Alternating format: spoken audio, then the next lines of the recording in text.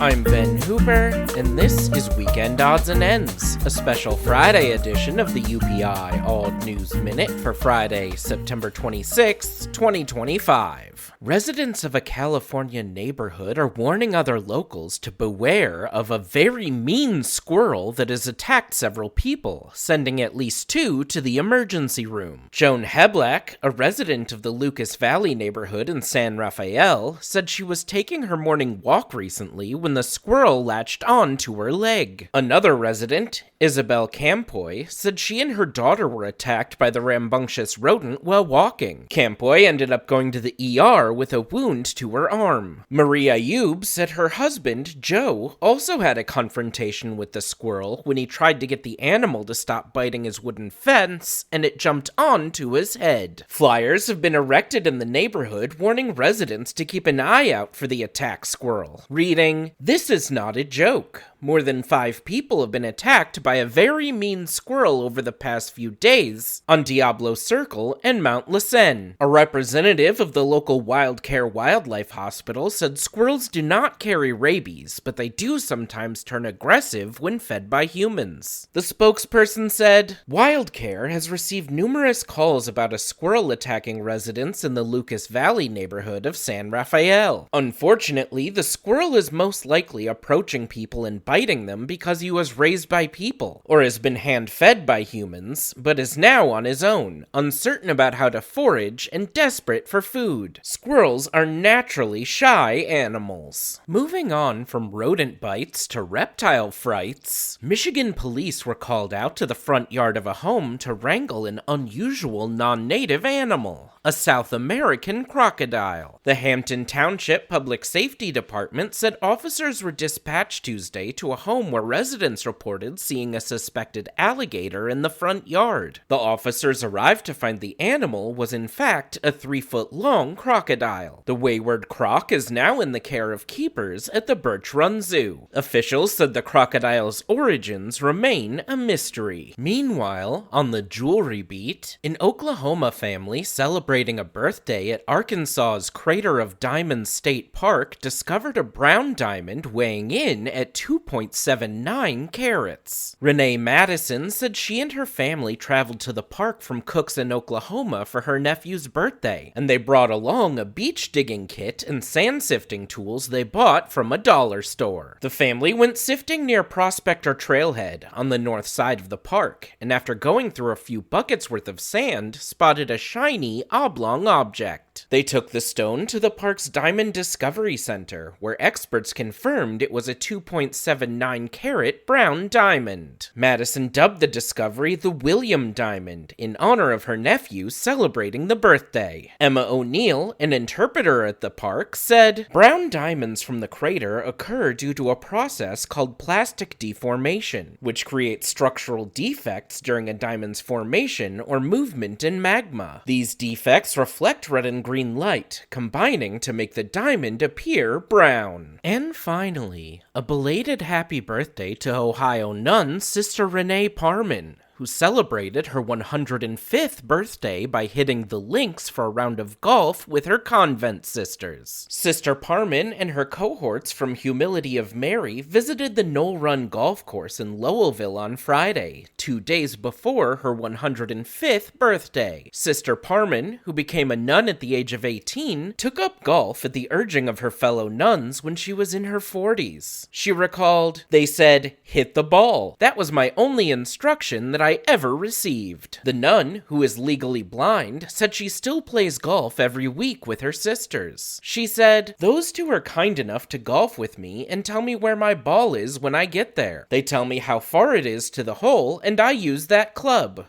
Without them, I could not golf." Sister Parman said the game deserves a lot of the credit for her longevity and good health. She said, "I love to do it, and I think it's wonderful exercise. It's the one thing that kept me going as well as I have." For these stories and more national, international, sports, entertainment, science, and odd news from United Press International, visit UPI.com. Follow the UPI Odd News Minute on YouTube and TikTok. What activity do you hope you'll still be doing at the age of 105? Give us your answer in the comments.